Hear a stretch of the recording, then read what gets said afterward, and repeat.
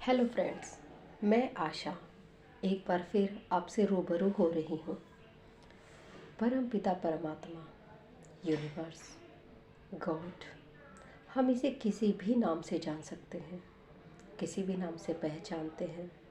कभी मूर्तियों में ढूंढते हैं, कभी इंसानों में, कभी व्यवहार में।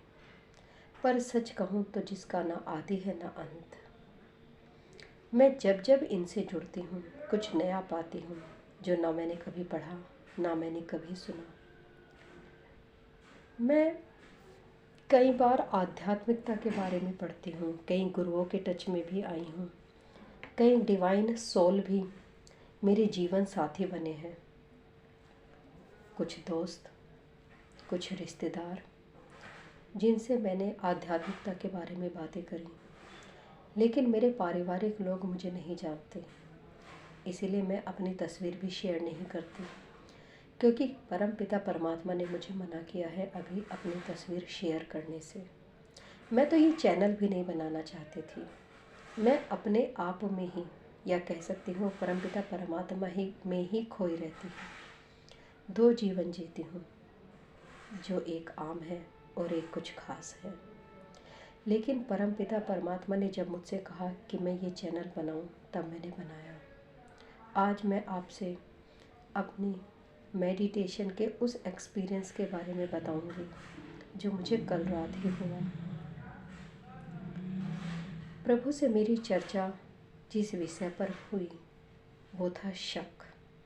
जी हाँ, शक, जो कई रिश्तों को तबाह कर देता है।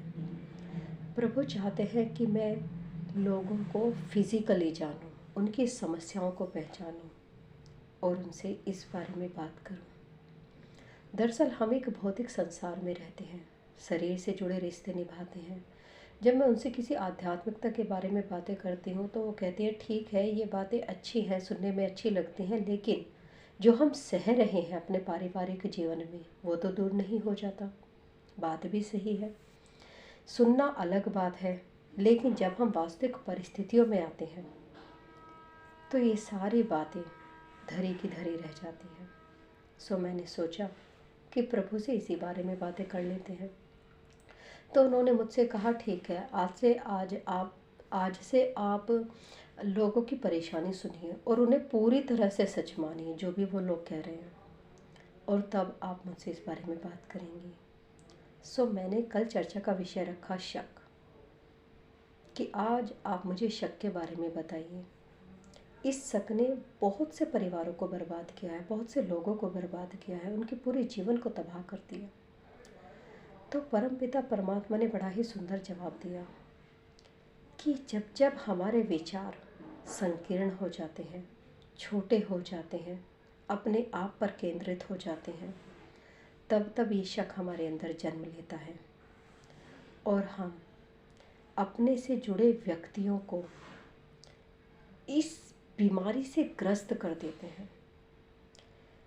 शक धीरे धीरे पैदा होता है, पहले हम उसे कंट्रोल करते हैं और उसके बाद वो हमें कंट्रोल करने लगता है।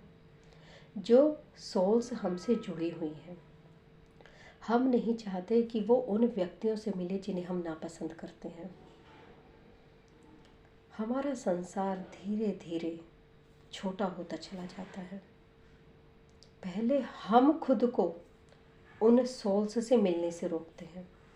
हमें लगता है नहीं, ये व्यक्ति है, हमसे गलत तरीके से बात करता है, हमें गंदी नज़रों से देखता है, हम इससे नहीं मिलेंगे। उसके बाद हम सोचते हैं कि हमारे प्रियजन भी उन लोगों से ना मिलें, और हम अपने प्रियजनों को पहले समझाते हैं कि नहीं, उनके पास नहीं जाना है, उनसे बातें नहीं करनी है। धीरे धीरे जब हमारे प्रियजन नहीं मानते हैं तो हम सख्ताई करनी शुरू कर देते हैं। अब ये सख्ताई मेंटली भी हो सकती है, फिज़िकली भी हो सकती है। यहाँ तक कि कुछ लोगों ने अपने परिवार के लोगों को कई सालों तक घर के अंदर बंद रखा ताकि किसी से भी ना मिले, और एक तरफ हम क्या सोचते हैं कि हम उनकी केयर कर रहे हैं, हम उन्हें इस संसार की बुराई से बचा रहे हैं, इसीलिए हम उन्हें संसार से दूर कर रहे हैं, ऐसे लोगों से दूर कर रहे हैं जिनकी मानसिकता गलत है। और ऐसा सोचते सोचते एक दिन हम भी गलत हो जाते हैं। दूसरी सोल क्या कर रही है क्या नहीं कर रही है, बात यहाँ पर ये नहीं है। बात है हमारी, वो हमारी बीमारी है। ये शक अब हमारी बीमारी बन चुका है और इस बीमारी की वजह से हम मेंटली तो परेशान होते ही हैं, अपने आप को टॉर्चर करते हैं। कभी दीवारों में सिर फोड़ना, कभी ये सोचना कि ये व्यक्ति हमारी बात नहीं मान रहा है, तो हम अपने आप को गुस्से में अपने आप को ही परेशान करते हैं। और कई बार ये फिज़िकली होता है। हमारी थायराइड ग्रंथि, जी हाँ, थायराइड ग्रंथि कभी ज़्यादा इम्बैलेंस हो जाती है, कभी थायरॉक्सिन ज़्यादा निकलता है, कभी कम निकलता है, हम दवाइयों पर बेस हो जाते हैं। आजकल देखा जाए तो हर व्यक्ति किसी न किसी बीमारी से ग्रस्त है। ये शक धीरे धीरे हमारे विशुद्धि चक्र को खराब कर देता है, या कहेंगे विशुद्धि चक्र खराब होने से हमारे अंदर शक आ जाता है। तो अब हम इसे दूर कैसे करें? देखिए, दूसरी सोल्स जो कर रही हैं उन्हें करने दीजिए, आप उन्हें कंट्रोल नहीं कर सकते, लेकिन आप अपने आप को बीमारी से दूर कर सकते हैं। क्योंकि आपका घर उन दूसरी सोल्स से बाद में बर्बाद होगा, पहले वो आपकी वजह से बर्बाद हो जाएगा। तो हमें यहाँ पर दूसरी सोल को हील नहीं करना है, सबसे पहले हीलिंग करनी है अपने आप को। हमें अपने विशुद्धि चक्र को ठीक करना है। हमारा विशुद्धि चक्र आकाश तत्व से जुड़ा हुआ है। आकाश तत्व जो लेकर आता है विशालता, वसुधैव कुटुंबकम की भावना, हर किसी के विचारों को अपनाने की भावना। ज़्यादा कुछ लंबा प्रोसेस नहीं है। यदि आप मेडिटेशन से जुड़े हुए हैं, अच्छी विजुअलाइजेशन करते हैं और आपको लगता है कि आप परम पिता परमात्मा से थोड़ा सा भी कनेक्ट है, तो आप सिंपली सबसे पहले अपनी सांसों पर ध्यान केंद्रित कीजिए, अपने आप को रिलैक्स कीजिए, आवाहन कीजिए उस परम पिता परमात्मा का, हे परम पिता परमात्मा आइए और मुझे अपने रंग बिरंग दीजिए।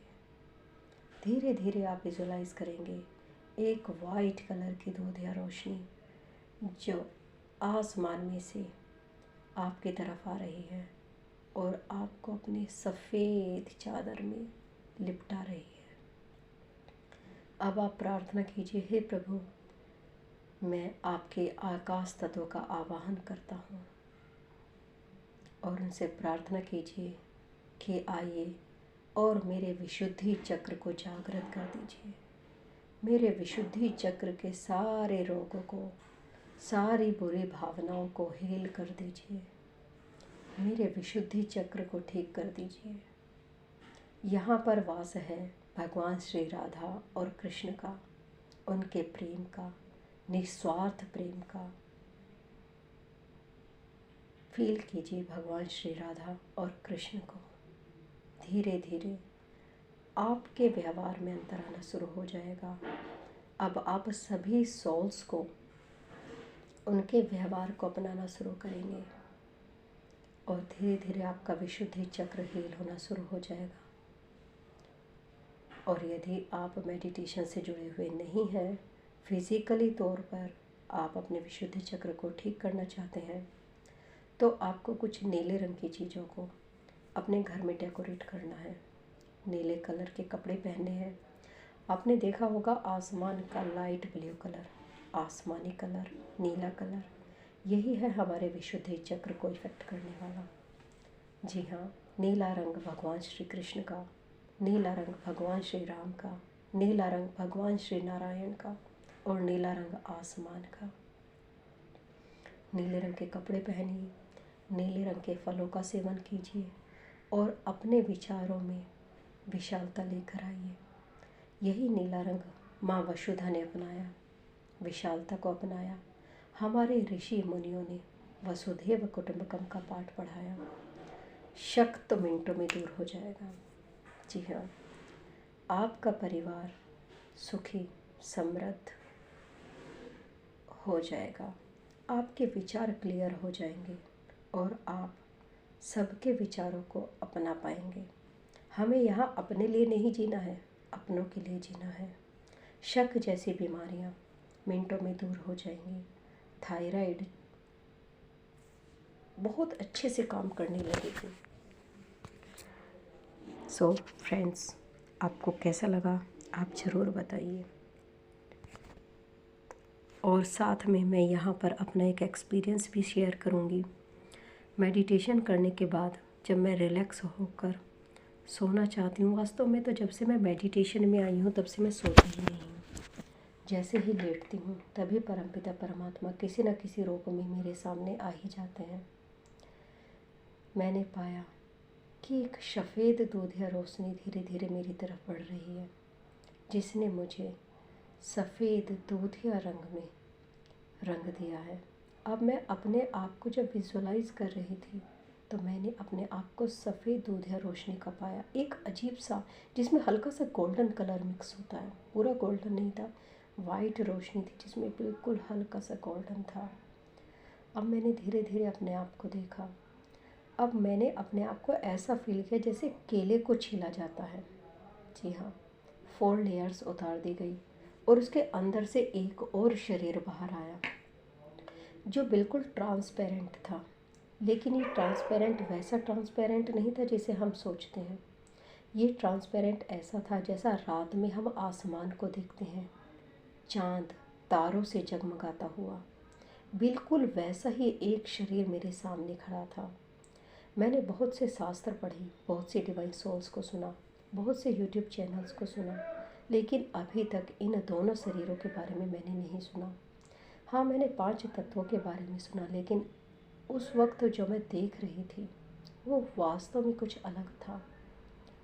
मैंने पूछा, प्रभु ये क्या है? तो उन्होंने कहा, बिल्कुल वही है जैसे हमारे शरीर का एक पार्ट गर्म और एक ठंडा है, एक सुनहरा है तो एक चांदनी है, वैसे ही हमारे शरीर के 2 पार्ट हैं जिसमें एक रात है तो दूसरा दिन। आज तुम अपने इन दोनों शरीरों से मिल रही हो और सच में बहुत ही सुंदर था, मानो मैं ब्रह्मांड में ही हूँ। इतना सुंदर, कब वो देखते हुए सुबह हो जाती है मुझे पता ही नहीं चलता। इतना सारा वक्त कब बीत जाता है। एक सुंदर से रंगों की आभा है, एक सुंदर से रंगों का संसार है। सवाल भी उन्हीं के हैं और जवाब भी उन्हीं के हैं। कल 2 पंक्तियाँ बड़े प्यार से मुझे सुनाई जा रही थी। मेरा एक जवाब जिसके 100 हैं सवाल, मेरा एक सवाल जिसके 100 हैं जवाब। ये लाइन मैं बार बार सुन रही थी कल रात। परमपिता परमात्मा कहना चाहते थे कि मेरी इन 2 पंक्तियों में ही अनंत का अर्थ लिखा है। जी हाँ, कहते हैं ना कि ना आदि है ना अंत, वो यहीं पर है। उनके हर सवाल से कई जवाब निकलते हैं और उनके हर जवाब से कई सवाल निकलते हैं। जब जब मैं मेडिटेशन में डूबती हूँ, या फिर आप कह सकते हैं कि मैं 24 आवर्स ही मेडिटेशन में रहती हूँ, तो मैं रोज़ एक नया एक्सपीरियंस करती हूँ। मैंने इस चैनल में अपना नाम आशा यूज़ किया है। वास्तव में ये मेरा रियल नाम नहीं है, ये प्रभु का दिया हुआ नाम है। उन्होंने ही मुझसे इस चैनल के नाम को कुछ इस तरह से रखवाया। वो चाहते थे कि मैं इस चैनल का नाम किसी रिलीजियस से रिलेटेड ना करूं। दरअसल हम सोचते हैं कि प्रभु हमसे बहुत दूर है। नहीं, वो हमारे दूर नहीं, हमारे बहुत पास है। हम अपनी आँखों से शायद दूर का पड़ते हैं, अपने पास नहीं देखते। वो हमारे अंदर भी है, हमारे बाहर भी है। हम मोक्ष का अर्थ नहीं जानते, पर वो समझाने में कोई कंजूसी नहीं बरतते।